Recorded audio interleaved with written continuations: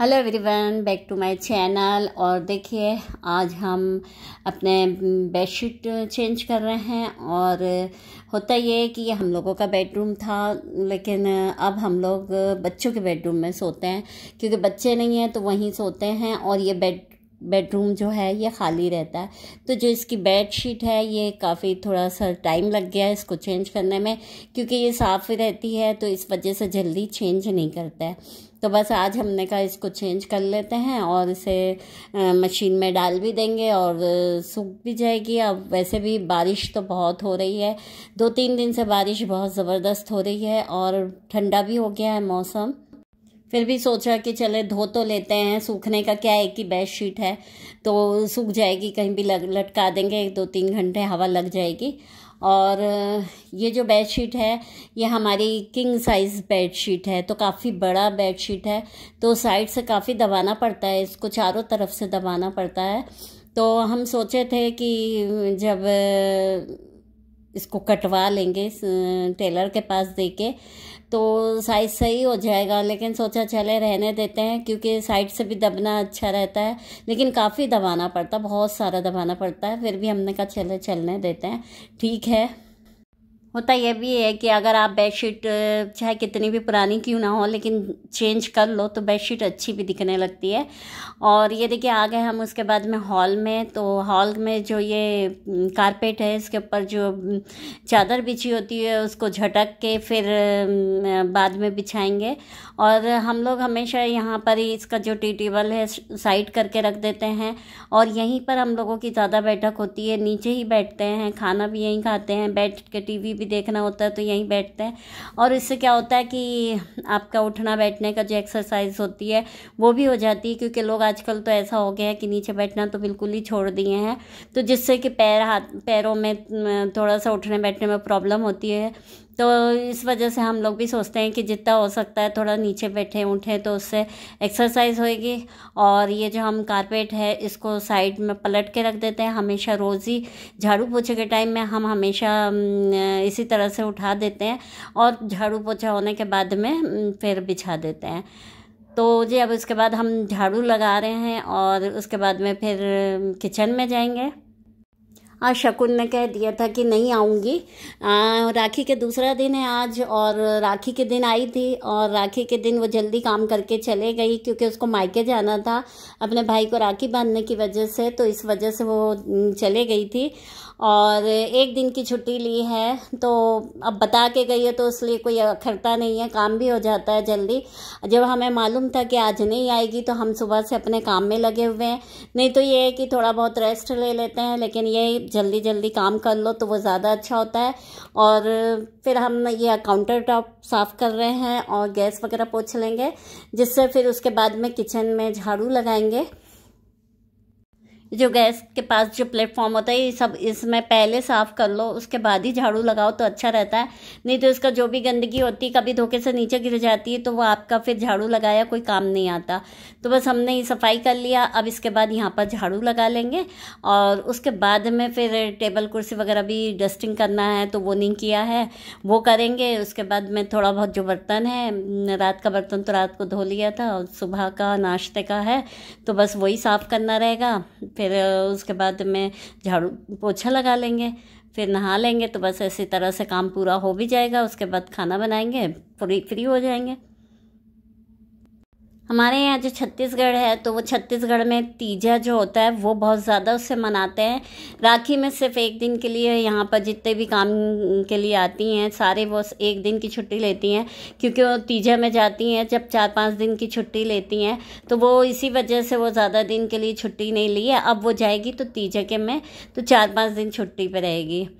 तो बस उसके बाद हम आ गए हैं अपना ये डस्टिंग करने हैं, अब ये से डस्टिंग कर लेंगे।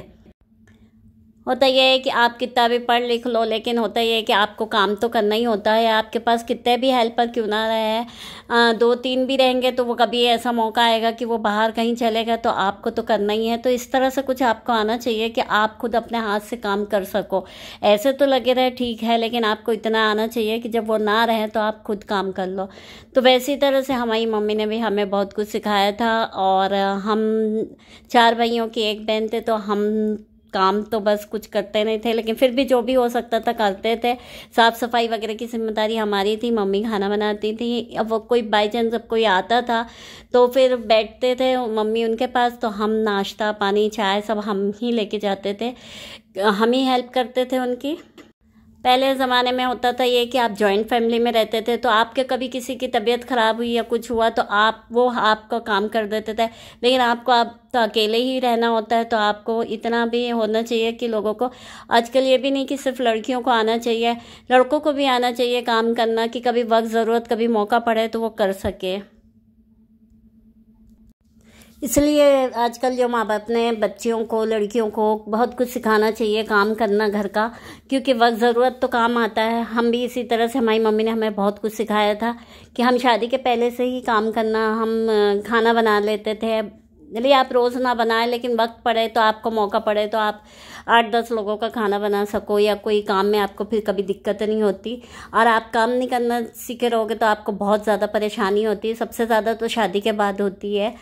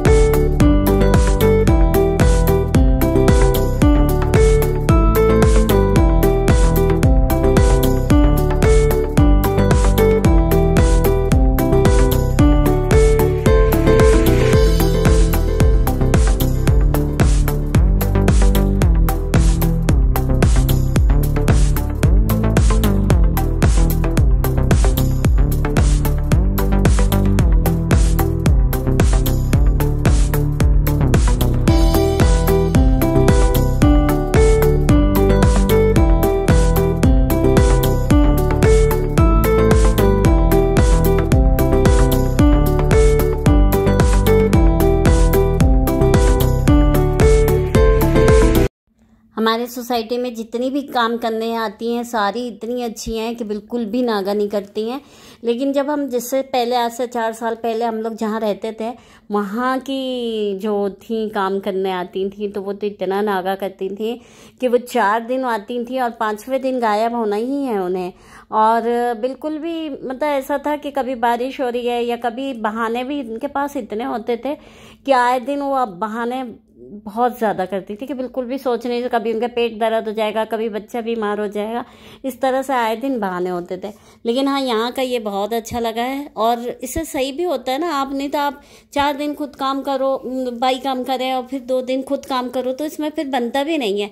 या तो खुद ही काम कर लें या उनसे करवा लें। तो ये सबसे अच्छा है हम लोगों के लिए से कि वो लोग बहुत अच्छी हैं, यहाँ बहुत अच्छे से आती हैं काम करने।